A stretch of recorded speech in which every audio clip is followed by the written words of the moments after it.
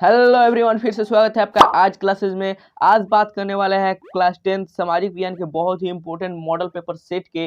इससे पहले हमने ऑलरेडी 5 मॉडल पेपर सेट को डिस्कस कर रखा है एंड आज 6वें मॉडल पेपर सेट को करेंगे। अगर आपने इससे पहले 5 मॉडल पेपर सेट को नहीं देखा है तो इसी वीडियो के नीचे डिस्क्रिप्शन में लिंक मिल जाएगा सोशल साइंस के प्लेलिस्ट का, वहां से जाकर आप सारे सोशल साइंस के वीडियोज को देख सकते हैं।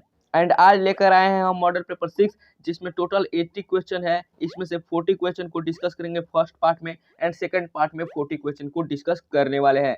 तो अगर आपने अभी तक चैनल को सब्सक्राइब नहीं किया तो जल्दी से चैनल को सब्सक्राइब कर दें, वीडियो को लाइक नहीं है तो लाइक कर दें एंड शेयर करना तो बिल्कुल भी ना भूलें। तो चलिए पहला क्वेश्चन देख लेते हैं। पहला क्वेश्चन है, हिंद चीन में कौन सा राष्ट्र शामिल नहीं है। हिंद चीन में कौन सा राष्ट्र शामिल नहीं है। एंड पहला ही क्वेश्चन बहुत बहुत इंपॉर्टेंट वाला प्रश्न है, हिंद चीन में कौन सा राष्ट्र शामिल नहीं है। Option number A Vietnam, option number B Laos, option number C चीन, ऑप्शन नंबर डी कंबोडिया। तो याद रखिएगा हिंद चीन में कौन सा राष्ट्र शामिल नहीं है, तो इसका राइट आंसर होगा ऑप्शन नंबर सी यानी कि चीन। जी हाँ, क्योंकि आप जानते हैं वियतनाम, लाओस, कंबोडिया तीनों शामिल है। 3 देश आते हैं हिंद चीन के अंतर्गत। कौन कौन? वियतनाम, लाओस, कंबोडिया यानी कि चीन आपका राइट आंसर हो जाएगा। नेक्स्ट क्वेश्चन की ओर चलते हैं। नेक्स्ट क्वेश्चन है हमारा 2 नंबर प्रश्न। 2 नंबर प्रश्न है, वियना कांग्रेस कब हुआ था। एंड ये भी क्वेश्चन बहुत बहुत इंपॉर्टेंट वाला प्रश्न है, वियना कांग्रेस कब हुआ था। ऑप्शन नंबर ए 1815 ईस्वी, ऑप्शन नंबर बी 1818 ईस्वी, ऑप्शन नंबर सी 1820 ईस्वी, ऑप्शन नंबर डी 1848 ईस्वी। तो जी हाँ, इसका राइट आंसर क्या होगा? इसका राइट आंसर होगा ऑप्शन नंबर ए यानी कि 1815 ईस्वी में हुआ था। याद रखिएगा वियना कांग्रेस 1815 ईस्वी में हुआ था। नेक्स्ट क्वेश्चन की ओर चलते हैं। नेक्स्ट क्वेश्चन है हमारा 3 नंबर प्रश्न। 3 नंबर प्रश्न है, भारत में गद्दर पार्टी की स्थापना किसने की। भारत में गद्दर पार्टी की स्थापना किसने की। Option number A Gurdayal Singh, option number B Chandrashekhar Azad, option number C Lala Hardayal, option number D Sohan Singh Bhakna. याद रखिएगा ये भी क्वेश्चन बहुत बहुत इंपॉर्टेंट है एंड बहुत बार एग्जाम में पूछा जा चुका है। तो जी हाँ, इसका राइट आंसर होगा ऑप्शन नंबर सी यानी कि लाला हरदयाल सिंह ने। जी हाँ, लाला हरदयाल ने की थी गद्दर पार्टी की स्थापना। और कब की थी ये भी याद रखिएगा, 1913 ईस्वी में की थी। 1913 ईस्वी में लाला हरदयाल ने गद्दर पार्टी की स्थापना की थी। बहुत इंपॉर्टेंट क्वेश्चन है, इसको याद रखिएगा, बहुत इंपॉर्टेंट है। नेक्स्ट क्वेश्चन की ओर चलते हैं। नेक्स्ट क्वेश्चन है हमारा 4 नंबर प्रश्न। 4 नंबर प्रश्न है हमारा 4 नंबर प्रश्न है, द्वितीय महायुद्ध के बाद यूरोप में किस संस्था का उदय आर्थिक दुष्प्रभाव को समाप्त करने के लिए हुआ। याद रखिएगा 4 नंबर प्रश्न बहुत इंपॉर्टेंट है। द्वितीय महायुद्ध के बाद यूरोप में किस संस्था का उदय आर्थिक दुष्प्रभाव को समाप्त करने के लिए हुआ। ऑप्शन नंबर ए सार्क का, ऑप्शन नंबर बी नाटो का, ऑप्शन नंबर सी ओपेक का, ऑप्शन नंबर डी यूरोपीय संघ का। तो याद रखिएगा बहुत इंपॉर्टेंट क्वेश्चन है, इसका राइट आंसर हो जाएगा ऑप्शन नंबर ए यानी कि सार्क। जी हाँ, सार्क का गठन किया गया। सार्क नाम का जो संस्था था उसका उदय हुआ आर्थिक दुष्प्रभाव को समाप्त करने के लिए। नेक्स्ट क्वेश्चन की ओर चलते हैं। नेक्स्ट क्वेश्चन है मेरा 5 नंबर प्रश्न। 5 नंबर प्रश्न है, नरोत्तम सिन्हानु किस देश के शासक थे। एंड ये भी क्वेश्चन बहुत इंपॉर्टेंट है। देख सकते हैं यहाँ पर हमारे जो मॉडल पेपर सेट है इसमें सारे के सारे बहुत इंपॉर्टेंट क्वेश्चन है, इसलिए चैनल को सब्सक्राइब करना बिल्कुल ना भूलिएगा एंड वीडियो को लाइक जरूर कर दीजिएगा। इस वीडियो का लाइक टारगेट बहुत ही छोटा है, ओनली 100+ लाइक। देखते हैं कौन अचीव करा देते हैं इनको। आप पर पूरा भरोसा है, आप इसे अचीव करा ही देंगे। तो देख लेते हैं इस क्वेश्चन का आंसर। जी हाँ, बहुत इंपॉर्टेंट क्वेश्चन है। ऑप्शन नंबर ए है वियतनाम, ऑप्शन नंबर बी है लाओस, ऑप्शन नंबर सी है थाईलैंड, ऑप्शन नंबर डी है कंबोडिया। तो जी हाँ, याद रखिएगा नरोत्तम सिन्हानुक जो थे वो कंबोडिया के शासक थे। ऑप्शन नंबर डी बिल्कुल राइट आंसर हो जाएगा। बहुत इंपॉर्टेंट क्वेश्चन है, ये बहुत बार एग्जाम में रिपीट हो चुका है। नरोत्तम सिन्हानुक किस देश के शासक थे? कंबोडिया के शासक थे। नेक्स्ट क्वेश्चन की ओर चलते हैं। नेक्स्ट क्वेश्चन है हमारा 6 नंबर प्रश्न। 6 नंबर प्रश्न है, वाष्प चलित इंजन का आविष्कार किसने किया। एंड ये भी क्वेश्चन बहुत बहुत बहुत इंपॉर्टेंट है। वाष्प चलित इंजन का आविष्कार किसने किया। Option number A Abraham Darby ने, option number B James Watt ने, option number C George Stephen ने and option number D Robert Fulton ने। तो जी हाँ, इसका राइट आंसर क्या होगा? इसका राइट आंसर होगा ऑप्शन नंबर बी यानी कि जेम्स वाट ने किया था। याद रखिएगा वाष्प चलित इंजन का आविष्कार जेम्स वाट ने किया था एंड ये भी बहुत इंपॉर्टेंट क्वेश्चन है। एंड ये आविष्कार भी बहुत इंपॉर्टेंट था क्योंकि इसके बाद ही बहुत तरह तरह के कारखाने खुलने लगे। नेक्स्ट क्वेश्चन की ओर चलते हैं। नेक्स्ट क्वेश्चन है हमारा 7 नंबर प्रश्न। 7 नंबर प्रश्न भी बहुत बहुत इंपॉर्टेंट है। Tata iron and steel company की स्थापना कब की गई। एंड ये भी क्वेश्चन बहुत इंपॉर्टेंट है। Tata iron and steel company की स्थापना कब की गई। Option number A 1854, option number B 1907, option number C 1915, option number D 1923। तो जी हाँ, इसका राइट आंसर क्या होगा? इसका राइट आंसर होगा ऑप्शन नंबर बी यानी कि 1907। जी हाँ, 1907 में Tata iron and steel company की स्थापना की गई थी। नेक्स्ट क्वेश्चन की ओर चलते हैं। नेक्स्ट क्वेश्चन है हमारा 8 नंबर प्रश्न। 8 नंबर प्रश्न है गोलघर कहाँ स्थित है। गोलघर कहाँ स्थित है। एंड ये भी क्वेश्चन बहुत बहुत इंपॉर्टेंट है एंड बहुत इजी क्वेश्चन भी है।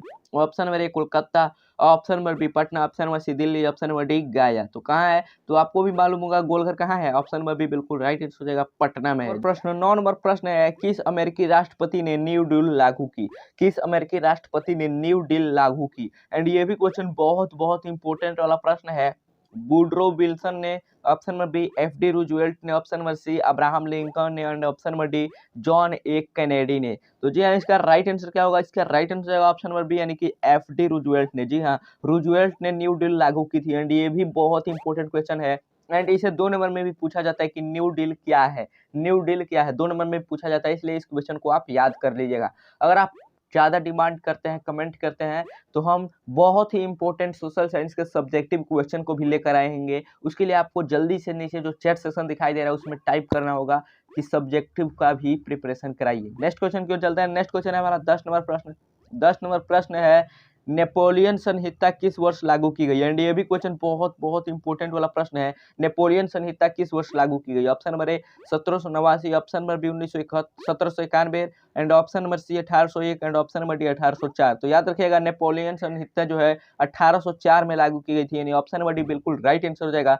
नेक्स्ट क्वेश्चन की ओर चलते हैं। नेक्स्ट क्वेश्चन है हमारा 11 नंबर प्रश्न एंड ये भी बहुत इंपॉर्टेंट क्वेश्चन है। देख सकते हैं यहाँ पर फ्रैंकफर्ट की संधि कब हुई। फ्रैंकफर्ट की संधि कब हुई। ऑप्शन नंबर ए 1864 ईस्वी, ऑप्शन नंबर बी 1866 ईस्वी, ऑप्शन नंबर सी 1870 ईस्वी, ऑप्शन नंबर डी 1871 ईस्वी। तो जी हाँ, इसका राइट आंसर क्या होगा, इसका राइट आंसर होगा ऑप्शन नंबर डी यानी कि 1871 ईस्वी में। जी हाँ, फ्रैंकफर्ट की संधि 1871 ईस्वी में हुई थी एंड ये भी क्वेश्चन बहुत बार एग्जाम में पूछा जा चुका है। नेक्स्ट क्वेश्चन की ओर चलते हैं। नेक्स्ट क्वेश्चन है हमारा 12 नंबर प्रश्न। 12 नंबर प्रश्न है कार्ल मार्क्स का जन्म कहाँ हुआ था। एंड ये भी क्वेश्चन बहुत ही इंपॉर्टेंट है। देख सकते हैं यहाँ पर कितने सारे इंपॉर्टेंट क्वेश्चन का सीरीज लेकर आए हैं हम। कार्ल मार्क्स का जन्म कहाँ हुआ था। Option number A Germany, option number B England, option number C France, option number D Poland. तो जी हाँ, इसका राइट आंसर क्या होगा, इसका राइट आंसर होगा ऑप्शन नंबर ए यानी कि जर्मनी में। जी हाँ, कार्ल मार्क्स का जन्म जर्मनी में हुआ था। नेक्स्ट क्वेश्चन की ओर चलते हैं। नेक्स्ट क्वेश्चन है हमारा 13 नंबर प्रश्न।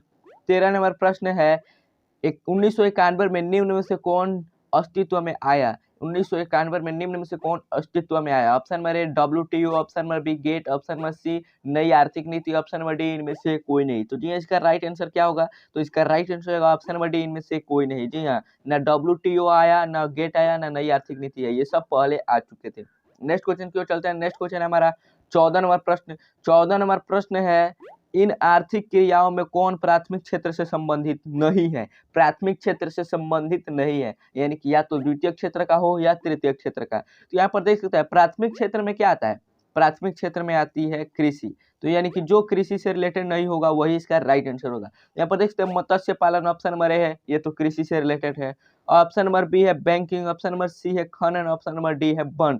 तो जी हाँ, इसका राइट आंसर क्या होगा, तो इसका राइट आंसर हो जाएगा ऑप्शन नंबर बी यानी कि बैंकिंग। जी हाँ, बैंकिंग जो है किस क्षेत्र में आता है, सेवा क्षेत्र में आता है। जी हाँ, सेवा क्षेत्र, सेवा क्षेत्र है जिसे हम तृतीय क्षेत्र भी कहते हैं, उसी को कहते हैं हम बैंकिंग यानी कि सेवा क्षेत्र या तृतीय क्षेत्र। याद रखिएगा, प्राथमिक क्षेत्र में आता है कृषि, द्वितीय क्षेत्र में आता है, तृतीय क्षेत्र में आता है सेवा और द्वितीय क्षेत्र में आता है उद्योग। नेक्स्ट क्वेश्चन की ओर चलते हैं। नेक्स्ट क्वेश्चन है हमारा 15 नंबर प्रश्न।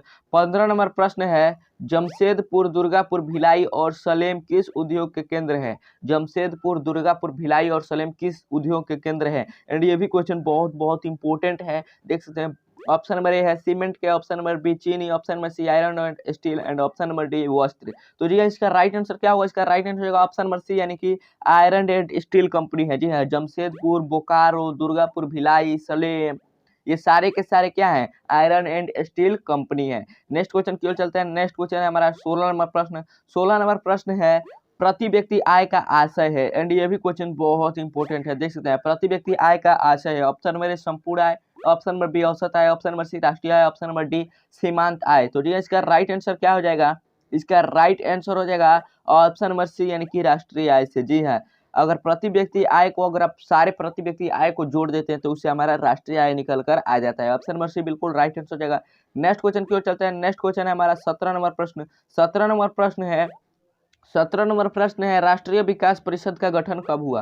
राष्ट्रीय विकास परिषद का गठन कब हुआ? ऑप्शन नंबर ए 1950 में, ऑप्शन नंबर बी 1951 में, ऑप्शन नंबर सी 1952 में, ऑप्शन नंबर डी 1955 में। तो जी इसका राइट आंसर क्या होगा? इसका राइट आंसर हो जाएगा ऑप्शन नंबर सी यानी कि 1952 में। जी हाँ, 1952 में राष्ट्रीय विकास परिषद का गठन 1952 में हुआ था। नेक्स्ट क्वेश्चन की ओर चलता है। नेक्स्ट क्वेश्चन है हमारा 18 नंबर प्रश्न, बांग्लादेश की मुद्रा है, एंड ये भी क्वेश्चन बहुत इंपॉर्टेंट है। देख सकते हैं यहाँ पर बांग्लादेश की मुद्रा है, ऑप्शन नंबर ए रुपया, option number B dollar, option number C krona, option number D taka. तो जी हाँ, इसका राइट आंसर क्या होगा? इसका राइट आंसर है ऑप्शन नंबर डी यानी कि टाका। जी हाँ, बांग्लादेश की मुद्रा क्या है? टाका है। बांग्लादेश की मुद्रा टाका है, भारत का रुपया, अमेरिका का डॉलर। नेक्स्ट क्वेश्चन की ओर चलते हैं। नेक्स्ट क्वेश्चन है हमारा 19 नंबर प्रश्न। 19 नंबर प्रश्न है, राष्ट्रीय आय का अर्थ है, राष्ट्रीय आय का अर्थ है। ऑप्शन नंबर ए सरकार की आय, ऑप्शन नंबर बी पारिवारिक आय, ऑप्शन नंबर सी सार्वजनिक उपक्रमों की आय, ऑप्शन नंबर डी उत्पादन के साधनों की आय। तो क्या होगा? तो जी हाँ, इसका राइट आंसर क्या होगा? इसका राइट आंसर होगा ऑप्शन नंबर डी यानी कि उत्पादन के साधनों की आय। जी हाँ, कितना उत्पादन हो रहा है और कितना हम बेच रहे हैं, इसी को कैलकुलेट करते हैं तो हमारा राष्ट्रीय आय भी पता चल जाता है, या फिर सारे व्यक्ति का प्रति व्यक्ति आय भी निकाल ले तो भी हमें पता चल जाता है। नेक्स्ट क्वेश्चन की ओर चलते हैं। नेक्स्ट क्वेश्चन है हमारा 20 नंबर प्रश्न। 20 नंबर प्रश्न है हमारा, भारत में उपभोक्ता संरक्षण कानून कब लागू हुआ? भारत में उपभोक्ता संरक्षण कानून कब लागू हुआ? ऑप्शन नंबर ए 1968 में, ऑप्शन नंबर बी 1986 में, ऑप्शन नंबर सी 1984 में, एंड ऑप्शन नंबर डी 1976 में। तो जी हाँ, इसका राइट आंसर क्या होगा? इसका राइट आंसर होगा ऑप्शन नंबर बी यानी कि 1986 में। जी हाँ, भारत में उपभोक्ता संरक्षण कानून 1986 में लागू हुआ था। नेक्स्ट क्वेश्चन की ओर चलते हैं। नेक्स्ट क्वेश्चन है हमारा 21 नंबर प्रश्न। 21 नंबर प्रश्न है, भूमि विकास बैंक द्वारा किस प्रकार का ऋण प्रदान किया जाता है? एंड ये भी क्वेश्चन बहुत बहुत बहुत इंपॉर्टेंट वाला प्रश्न है प्यार बच्चों, बहुत बार ये एग्जाम में क्वेश्चन पूछा जा चुका है। फोड़ दीजिएगा इस क्वेश्चन को अगर आ जाए तो, इसलिए ध्यान से देखिए। ऑप्शन नंबर ए अल्पकालीन ऋण, ऑप्शन नंबर बी मध्यकालीन ऋण, ऑप्शन नंबर सी दीर्घकालीन ऋण, ऑप्शन नंबर डी इनमें से सभी। तो याद रखिएगा, भूमि विकास बैंक द्वारा जो ऋण दिया जाता है दीर्घकालीन ऋण दिया जाता है। ऑप्शन नंबर सी बिल्कुल राइट आंसर है, एंड ये क्वेश्चन बहुत बार एग्जाम में आ चुका है। फोड़ दीजिएगा इस प्रश्न को। नेक्स्ट क्वेश्चन की ओर चलते हैं। नेक्स्ट क्वेश्चन है हमारा 22 नंबर प्रश्न। 22 नंबर प्रश्न है, 22 नंबर प्रश्न है, भारत में किस प्रकार की आर्थिक प्रणाली पाई जाती है? भारत में किस प्रकार की आर्थिक प्रणाली पाई जाती है? ऑप्शन नंबर ए पूंजीवादी अर्थव्यवस्था, ऑप्शन नंबर बी समाजवादी अर्थव्यवस्था, ऑप्शन नंबर सी मिश्रित अर्थव्यवस्था, ऑप्शन नंबर डी साम्यवादी अर्थव्यवस्था। तो जी इसका राइट आंसर क्या होगा? इसका राइट आंसर होगा ऑप्शन नंबर सी यानी कि मिश्रित अर्थव्यवस्था। जी हाँ, मिश्रित अर्थव्यवस्था पाई जाती है भारत में, पूंजीवादी भी है और समाजवादी भी है। जिसको जिस तरह से रहना है वैसे रहे, पूरा फ्रीडम है हमारे देश में। और अमेरिका में कैसी पाई जाती है? पूंजीवादी अर्थव्यवस्था पाई जाती है। चीन में समाजवादी, ये भी क्वेश्चन पूछा जाता है, इसलिए आपको हम बता दे रहे हैं। अमेरिका में पूंजीवादी और चीन में समाजवादी और रूस में भी समाजवादी। नेक्स्ट क्वेश्चन की ओर चलते हैं। नेक्स्ट क्वेश्चन है हमारा 23 नंबर प्रश्न। 23 नंबर प्रश्न है, नागा अर्जुन सागर परियोजना संबंधित है, नागा अर्जुन सागर पर संबंधित है। ये भी क्वेश्चन बहुत बहुत बहुत इंपॉर्टेंट वाला प्रश्न है। नागा अर्जुन सागर परियोजना संबंधित है। ऑप्शन नंबर ए सतलुज नदी से, ऑप्शन नंबर बी कावेरी नदी से, ऑप्शन नंबर सी नर्मदा नदी से, and option number D Krishna नदी से। तो जी इसका राइट आंसर क्या होगा? तो इसका राइट आंसर होगा ऑप्शन नंबर डी यानी कि कृष्णा नदी से। जी हाँ, नागा अर्जुन, नागा अर्जुन नाम में ही पता चल जाएगा, नाग और अर्जुन, जो नाग पर चढ़ा हो, अर्जुन का मित्र हो कृष्ण, तो यानी कि कृष्णा नदी। बहुत सिंपल ट्रिक है, इसको याद कर सकते हैं आप। नेक्स्ट क्वेश्चन की ओर चलते हैं। नेक्स्ट क्वेश्चन है हमारा 24 नंबर प्रश्न। 24 नंबर प्रश्न है हमारा, 26 दिसंबर 2004 को विश्व का कौन सा भाग सुनामी से प्रभावित हुआ था? 26 दिसंबर 2004 को विश्व का कौन सा भाग सुनामी से प्रभावित हुआ था? ऑप्शन नंबर ए पश्चिम Asia, option number B Atlantic महासागर, ऑप्शन नंबर सी अटलांटिक महासागर, ऑप्शन नंबर डी बंगाल की खाड़ी। तो जी इसका राइट आंसर क्या होगा? इसका राइट आंसर होगा ऑप्शन नंबर डी यानी बंगाल की खाड़ी। जी हाँ, सुनामी से सबसे ज्यादा बंगाल की खाड़ी प्रभावित हुई थी, एंड ये भी क्वेश्चन बहुत इंपॉर्टेंट है। नेक्स्ट क्वेश्चन की ओर चलते हैं। नेक्स्ट क्वेश्चन है हमारा 25 नंबर प्रश्न। 25 नंबर प्रश्न है जो कि और भी इंपॉर्टेंट क्वेश्चन है, सामान्य संचार व्यवस्था के बाधित होने का मुख्य कारण क्या है? एंड ये भी क्वेश्चन बहुत बार एग्जाम में पूछा जा चुका है। सामान्य संचार व्यवस्था के बाधित होने का मुख्य कारण क्या है? ऑप्शन नंबर ए केबल का टूट जाना, ऑप्शन नंबर बी संचार टावरों की दूरी, ऑप्शन नंबर सी टावरों की ऊंचाई में कमी, ऑप्शन नंबर डी इनमें से कोई नहीं। तो जी इसका राइट आंसर क्या होगा? इसका राइट आंसर हो जाएगा ऑप्शन नंबर ए यानी कि केबलों का टूट जाना। जी अगर केबल टूट जाते हैं तो सामान्य संचार व्यवस्था बाधित हो जाती है। नेक्स्ट क्वेश्चन की ओर चलते हैं। नेक्स्ट क्वेश्चन है हमारा 26 नंबर प्रश्न। 26 नंबर प्रश्न है, बाढ़ क्षति पहुंचाती है। ऑप्शन नंबर ए फसलों को, ऑप्शन नंबर बी पशुओं को, ऑप्शन नंबर सी भवनों को, ऑप्शन नंबर डी उपरोक्त सभी को। कि फसल, पशु, भवन ये सारे के सारे हो जाएंगे। ऑप्शन नंबर डी बिल्कुल राइट आंसर हो जाएगा आपका। ऑप्शन नंबर डी बिल्कुल राइट आंसर हो जाएगा। एंड अगर आपको क्वेश्चन आंसर करने में मजा आ रहा होगा तो जल्दी से चैनल को सब्सक्राइब कर दे, वीडियो को लाइक कर दे, ताकि आगे की जो प्रिपरेशन है आपके अच्छे तरीके से हो सके, क्योंकि अभी भी एग्जाम में थोड़ा बहुत टाइम है आपके प्रिपरेशन के लिए। तो चैनल को सब्सक्राइब जरूर से जरूर कर दें। नेक्स्ट क्वेश्चन की ओर चलते हैं। नेक्स्ट क्वेश्चन है हमारा 27 नंबर प्रश्न। 27 नंबर प्रश्न है, स्वर्णिम चतुर्भुज संबंधित है। स्वर्णिम चतुर्भुज संबंधित है। ऑप्शन नंबर ए रेलवे से, ऑप्शन नंबर बी सड़क मार्गों से, ऑप्शन नंबर सी जल मार्गों से, ऑप्शन नंबर डी वायु मार्गों से। तो जी स्वर्णिम चतुर्भुज किससे संबंधित है? तो इसका राइट आंसर हो जाएगा ऑप्शन नंबर बी, यानी कि सड़क मार्गों से। जी हाँ, सड़क मार्गों से संबंधित है स्वर्णिम चतुर्भुज। नेक्स्ट क्वेश्चन की ओर चलते हैं। नेक्स्ट क्वेश्चन है हमारा 28 नंबर प्रश्न। 28 नंबर प्रश्न है, बाढ़ के समय लोगों को जाना चाहिए। बाढ़ के समय लोगों को जाना चाहिए गांव के बाहर, ऑप्शन नंबर बी खेतों में, ऑप्शन नंबर सी ऊंची भूमि पर, ऑप्शन नंबर डी कहीं नहीं। तो जी हाँ, इसका राइट आंसर क्या होगा? तो इसका राइट आंसर हो जाएगा ऑप्शन नंबर सी, यानी कि ऊंची भूमि पर। जी हाँ, जब भी बाढ़ आए तो अपने गाँव में जहाँ भी कहीं भी ऊंची भूमि हो, या फिर कुछ किसी का घर का छत बहुत ऊंचा हो जहाँ पर खाने पीने की सामान उपलब्ध हो जाए, वहां पर आपको जाकर रहना चाहिए। नेक्स्ट क्वेश्चन की ओर चलते हैं। नेक्स्ट क्वेश्चन है 29 नंबर प्रश्न। 29 नंबर प्रश्न है हमारा, निम्न में से कौन क्षेत्रीय राजनीतिक दल है? निम्न में से कौन क्षेत्रीय राजनीतिक दल है? ऑप्शन नंबर ए भारतीय जनता पार्टी, ये तो राष्ट्रीय है। ऑप्शन नंबर बी भारतीय राष्ट्रीय कांग्रेस, ये भी राष्ट्रीय है। Option number C Janata Dal United, and option number D भारतीय कम्युनिस्ट पार्टी, तो ये भी राष्ट्रीय है। यानी बचा ऑप्शन नंबर सी, यानी कि ऑप्शन नंबर सी बिल्कुल राइट आंसर हो जाएगा, जनता दल यूनाइटेड, यानी कि जेडीयू। और पूछा जाता है जेडीयू का गठन कब हुआ था, ये भी याद रखिएगा, जेडीयू का गठन 1999 ईस्वी में हुआ था। ये दोनों क्वेश्चन बहुत इंपॉर्टेंट है। नेक्स्ट क्वेश्चन की ओर चलते हैं। नेक्स्ट क्वेश्चन है मेरा 30 नंबर प्रश्न। 30 नंबर प्रश्न है, पंचायत के चुनाव कौन करवाता है? पंचायत के चुनाव कौन करवाता है? ऑप्शन नंबर ए केंद्र सरकार, ऑप्शन नंबर बी जिला परिषद, ऑप्शन नंबर सी राज्य आयोग, एंड ऑप्शन नंबर डी राज्य सरकार। तो जी हाँ, इसका राइट आंसर क्या होगा? इसका राइट आंसर होगा ऑप्शन नंबर सी, यानी कि राज्य चुनाव आयोग। ये सिर्फ पंचायत का ही नहीं, बल्कि इस राज्य में जो चुनाव हो, पूरे देश में चुनाव हो, वो भी चुनाव आयोग ही कराता है। याद रखिएगा, चाहे वो राष्ट्रीय चुनाव आयोग हो या राजकीय चुनाव आयोग हो, लेकिन जो वोट कराना है वो चुनाव आयोग ही कराएगा, सरकार कभी वोट नहीं करा सकती। नेक्स्ट क्वेश्चन की ओर चलते हैं। नेक्स्ट क्वेश्चन है हमारा 31 नंबर प्रश्न। 31 नंबर प्रश्न है हमारा, भारत के किस राज्य से पंचायती राज की शुरुआत हुई? भारत के किस राज्य से पंचायती राज की शुरुआत हुई? Option number A Bihar, option number B Uttar Pradesh, option number C Punjab, option number D Rajasthan. तो जी हाँ, ये भी क्वेश्चन बहुत इंपॉर्टेंट है, क्योंकि बहुत बार एग्जाम में ऑलरेडी पूछा जा चुका है। तो इसका राइट आंसर क्या होगा? इसका राइट आंसर होगा ऑप्शन नंबर डी, यानी कि राजस्थान। जी हाँ, राजस्थान से शुरुआत हुई थी। नेक्स्ट क्वेश्चन की ओर चलते हैं। नेक्स्ट क्वेश्चन है हमारा 32 नंबर प्रश्न। 32 नंबर प्रश्न है, वर्ष 1975 भारतीय राजनीति किस लिए जाना जाता है? एंड ये भी क्वेश्चन बहुत इंपॉर्टेंट है, एंड शायद आपको पता भी होगा कि वर्ष 1975 में भारत में क्या हुआ था, जिसके कारण पूरी दुनिया भारत को 1975 के राजनीति के कारण जानती है। ऑप्शन नंबर ए, इस वर्ष में आम चुनाव हुए थे। Option number B, Shrimati Indira Gandhi प्रधानमंत्री बनी थी। ऑप्शन नंबर सी, देश के आंतरिक आपातकाल लागू हुए थे। ऑप्शन नंबर डी, जनता पार्टी की सरकार बनी थी। तो जी हाँ, इसका राइट आंसर क्या होगा? इसका राइट आंसर होगा ऑप्शन नंबर सी, यानी कि देश में आंतरिक आपातकाल लागू हुआ था। एंड ये भी क्वेश्चन बहुत इंपॉर्टेंट है।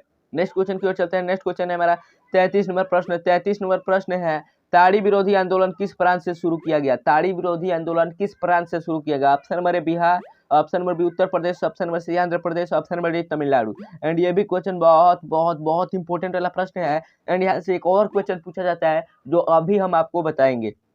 तो जी हाँ, इसका राइट आंसर क्या होगा? इसका राइट आंसर होगा ऑप्शन नंबर सी, यानी कि आंध्र प्रदेश में। जी हाँ, ताड़ी विरोधी आंदोलन आंध्र प्रदेश से शुरू हुआ था, और महिलाओं ने शुरू किया था। याद रखिएगा, महिलाओं ने, जी हाँ, महिलाओं ने शुरू किया था ताड़ी विरोधी आंदोलन को। बेलन, डंडा, मूसर, सारे चीजों को लेकर निकल गई थी महिलाएं, और जो भी दारू बेचता था, जो भी दारू पीता था, सबको मारा करती थी। तभी ताड़ी विरोधी आंदोलन शुरू हुआ था आंध्र प्रदेश में। नेक्स्ट क्वेश्चन की ओर चलते हैं। नेक्स्ट क्वेश्चन है हमारा 34 नंबर प्रश्न। 34 नंबर प्रश्न है, धर्म को समुदाय का एक मुख्य आधार कौन मानता है? धर्म को समुदाय का मुख्य आधार कौन मानता है? ऑप्शन नंबर ए सांप्रदायिक, ऑप्शन नंबर बी नारीवादी, ऑप्शन नंबर सी धर्मनिरपेक्ष, ऑप्शन नंबर डी जातिवादी। तो जी इसका राइट आंसर क्या होगा? इसका राइट आंसर होगा ऑप्शन नंबर यानी कि सांप्रदायिक। जी हाँ, सांप्रदायिक ही मानते हैं धर्म को समुदाय का मुख्य आधार। नेक्स्ट क्वेश्चन की ओर चलते हैं। नेक्स्ट क्वेश्चन है हमारा 35 नंबर प्रश्न। 35 नंबर प्रश्न है, एंड ये भी क्वेश्चन इतनी बार पूछा जा चुका है कि आपको विश्वास नहीं होगा कि क्या ये क्वेश्चन इतना बार पूछा जा चुका है। बहुत बहुत इंपॉर्टेंट वाला प्रश्न है, बहुत इंपॉर्टेंट क्वेश्चन है। सत्ता में साझेदारी सही है क्योंकि ऑप्शन नंबर ए यह विविधता को बढ़ाती है। ऑप्शन नंबर बी देश की एकता को कमजोर करती है। ऑप्शन नंबर सी फैसले लेने में देर करवाती है। ऑप्शन नंबर डी विभिन्न समुदाय के बीच टकराव को कम कराती है। तो जी इसका राइट आंसर क्या होगा? इसका राइट आंसर हो जाएगा ऑप्शन नंबर डी, यानी कि विभिन्न समुदाय के बीच टकराव को कम कराती है। 70 में से दारी सही है, क्योंकि विभिन्न समुदाय के बीच के टकराव को यह कम कराती है। ऑप्शन नंबर डी बिल्कुल राइट आंसर हो जाएगा। नेक्स्ट क्वेश्चन की ओर चलते हैं। नेक्स्ट क्वेश्चन 36 नंबर प्रश्न। 36 नंबर प्रश्न है हमारा, नेपाल में सप्तदलीय गठबंधन का मुख्य उद्देश्य क्या है? नेपाल में सप्तदलीय गठबंधन का मुख्य उद्देश्य क्या है? एंड ये भी क्वेश्चन बहुत बार पूछा जा चुका है। ऑप्शन नंबर ए राजा को देश छोड़ने पर मजबूर करना। ऑप्शन नंबर बी लोकतंत्र की स्थापना करना। Option number C Bharat Nepal के बीच संबंधों को बेहतर बनाना। ऑप्शन नंबर डी सर्वदलीय सरकार की स्थापना करना। तो जी हाँ, इसका राइट आंसर क्या होगा? तो इसका राइट आंसर हो जाएगा नेपाल में सप्तदलीय गठबंधन का मुख्य उद्देश्य क्या था? लोकतंत्र की स्थापना कराना। ऑप्शन नंबर बी बिल्कुल राइट आंसर हो जाएगा। सप्तदलीय गठबंधन किस लिए किया गया था? ताकि लोकतंत्र की स्थापना हो सके। नेक्स्ट क्वेश्चन की ओर चलते हैं। नेक्स्ट क्वेश्चन है हमारा 37 नंबर प्रश्न। 37 नंबर प्रश्न है, भारत के इन राज्यों में कौन कोयले का सबसे बड़ा उत्पादक है? ये क्वेश्चन तो भाई साहब पूछिए ही मत, बहुत इंपॉर्टेंट वाला प्रश्न है, बहुत इंपॉर्टेंट वाला। तो मेरे प्यारे बच्चों देखते हैं कि कौन कितने प्रश्नों को अभी तक आंसर दे पाया है, क्योंकि अब हमारे 40 क्वेश्चन कंप्लीट ही होने वाले हैं। क्या अगर आप 40 में से 35 क्वेश्चन को राइट कर पा रहे हैं तो आप बहुत अच्छे ट्रैक पर चल रहे हैं। तो क्या आप सही कर पा रहे हैं? आप ही जानते हैं। तो जी हाँ, इसका ऑप्शन देख लेते हैं। Option number A Paschim Bengal में, option number B Jharkhand, option number C Orissa, option number D Chhattisgarh. तो जी हाँ, इसका राइट आंसर क्या होगा? इसका राइट आंसर हो जाएगा ऑप्शन नंबर बी, यानी कि झारखंड। जी हाँ, झारखंड ही कोयले का सबसे बड़ा उत्पादक राज्य है। झारखंड कोयले का सबसे बड़ा उत्पादक राज्य है। नेक्स्ट क्वेश्चन की ओर चलते हैं। नेक्स्ट क्वेश्चन है हमारा 38 नंबर प्रश्न। 38 नंबर प्रश्न है, सौर ऊर्जा के उत्पादन के लिए सर्वाधिक उपयुक्त राज्य है। एंड ये भी क्वेश्चन बहुत बहुत इंपॉर्टेंट है। हर मॉडल पेपर सेट में ये क्वेश्चन आ ही जाता है एंड एग्जाम में भी बहुत बार पूछा जा चुका है। Option number A Assam, option number B Arunachal Pradesh, option number C Rajasthan, option number D Meghalaya. तो जी हाँ, सौर ऊर्जा के उत्पादन के सर्वाधिक उपयुक्त राज्य कौन है? तो इसका राइट आंसर रहेगा ऑप्शन नंबर सी, यानी कि राजस्थान। जी हाँ, राजस्थान में बहुत सारी संभावनाएं हैं सौर ऊर्जा के उत्पादन के लिए। नेक्स्ट क्वेश्चन की ओर चलते हैं। नेक्स्ट क्वेश्चन है हमारा 39 नंबर प्रश्न। 39 नंबर प्रश्न है, बिहार को पहली नदी घाटी परियोजना कौन है? बिहार की पहली नदी घाटी परियोजना कौन है? ऑप्शन नंबर ए गंडक नदी घाटी परियोजना, ऑप्शन नंबर बी कोसी नदी घाटी परियोजना, ऑप्शन नंबर सी बागमती परियोजना, ऑप्शन नंबर डी सोन नदी घाटी परियोजना। तो जी इसका राइट आंसर क्या होगा? इसका राइट आंसर हो जाएगा ऑप्शन नंबर बी, यानी कि कोसी नदी घाटी परियोजना। यही सबसे पहली परियोजना थी। नेक्स्ट क्वेश्चन की ओर चलते हैं। नेक्स्ट क्वेश्चन है हमारा 40 नंबर प्रश्न। 40 नंबर क्वेश्चन तो भाई इंपॉर्टेंट ही है, बहुत इंपॉर्टेंट है। लास्ट क्वेश्चन है इस सेशन का। सुंदरवन टाइगर रिजर्व कहाँ है? सुंदरवन टाइगर रिजर्व कहाँ है? Option number A Paschim Bengal, option number B Orissa, option number C Uttarakhand, option number D Kerala. तो जी है कहाँ है? तो इसका राइट आंसर हो जाएगा ऑप्शन नंबर ए, यानी कि पश्चिम बंगाल में है। जी हाँ, यहाँ पर हमारे 40 क्वेश्चन समाप्त होते हैं। अब बताइए कि आपने 40 में से कितने क्वेश्चन को सॉल्व किया है, 35 या 30? अगर इतने क्वेश्चन को सॉल्व कर पा रहे हैं तो भी आप बहुत अच्छे ट्रैक पर चल रहे हैं, लेकिन इससे कम कर रहे हैं तो जल्दी से चैनल को सब्सक्राइब कर दें, वीडियो को लाइक करें, ताकि आपकी जो प्रिपरेशन में कमी रह गई है उसको हम पूरा कर दें एंड आपके हम सफर बन जाए आपके तैयारी में।